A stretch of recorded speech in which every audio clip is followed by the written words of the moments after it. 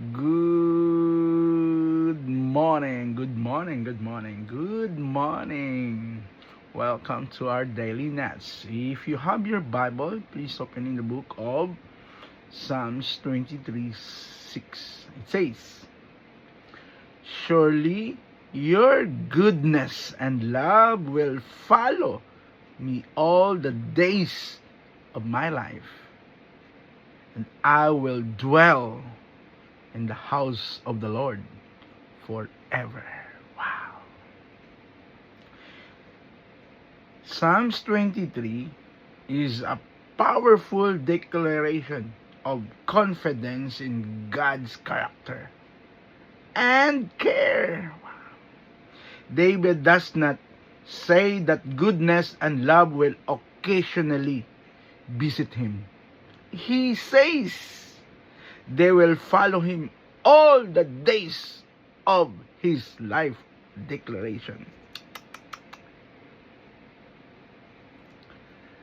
The word follow can also mean pursue. Like a shepherd actively watching over and going after his sheep.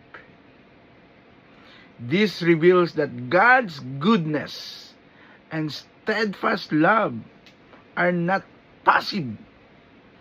They are intentional, constant. Even in season of difficulty, uncertainty, or failure, God's goodness does not run out, and His love does not withdraw.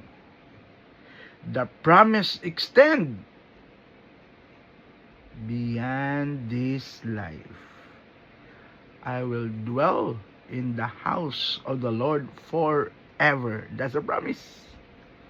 Pointing to eternal fellowship with Him. Yes. Our journey with God is not temporary.